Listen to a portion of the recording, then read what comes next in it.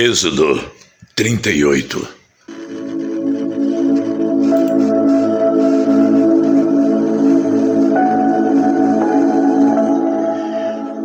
Para os sacrifícios que eram completamente queimados, Bezalel fez um altar de madeira de acácia. O tampo do altar era quadrado, medindo 2,20 metros de comprimento por 2,20 metros de largura, e o altar media 1,30 metros de altura. Bezalel fez 4 pontas para os 4 cantos do altar. Essas 4 pontas formavam uma só peça com o altar, e ele o revestiu todo de bronze. Fez também todas as peças para serem usadas no altar, isto é, as vasilhas, as pás, as bacias, os garfos e os braseiros. Todas essas peças foram feitas de bronze. Ele fez uma grelha de bronze em forma de rede e a colocou debaixo da beirada do altar, de modo que a grelha chegava até a metade da altura do altar. Fez 4 argolas para os 4 cantos da grelha, para enfiar nelas os cabos. Os cabos foram feitos de madeira de acácia e revestidos de bronze. Depois, Bezalel enfiou os cabos nas argolas nos 2 lados do altar. O altar foi feito de madeira e era oco. Com os espelhos de bronze das mulheres que faziam serviços na entrada da tenda da presença de Deus, Bezalel fez a pia e a sua base. Para a tenda da presença de Deus, Bezalel fez um pátio cercado de cortinas de linho fino.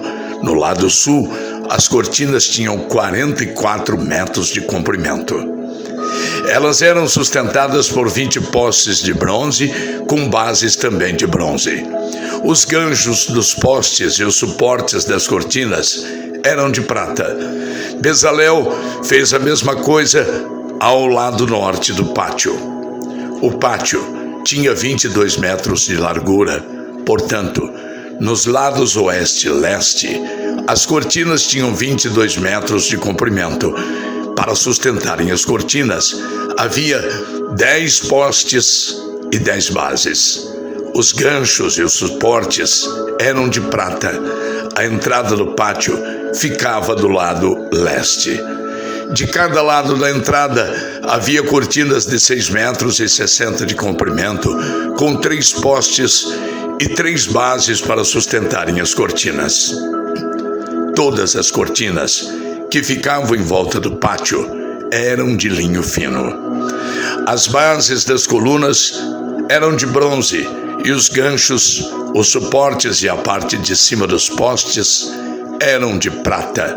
E todos os postes em volta do pátio eram unidos por suportes de prata. As cortinas de entrada do pátio eram de tecido feito de linho fino e de fios de lã azul, púrpura e vermelha, enfeitadas com bordados.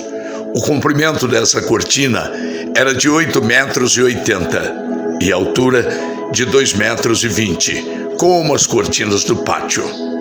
Ela era sustentada por 4 postes com bases de bronze. Os ganchos, a parte de cima dos postes e os suportes eram de prata. Todas as estacas da tenda e do pátio eram de bronze. A seguir, vem a lista da quantidade dos metais usados na tenda da presença de Deus, onde estavam guardadas as 2 placas de pedra com os 10 mandamentos. Moisés mandou fazer a lista e ela foi preparada pelos levitas, dirigidos por Itamar, filho do sacerdote Arão. Bezalel, filho de Uri e neto de Ur, da tribo de Judá, fez tudo o que o Senhor havia ordenado a Moisés.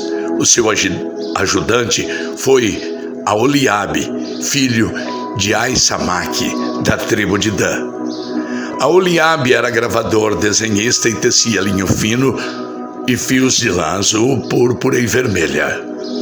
Todo o ouro que havia sido oferecido ao Senhor para a tenda sagrada pesava 1.000 quilos, de acordo com a tabela oficial.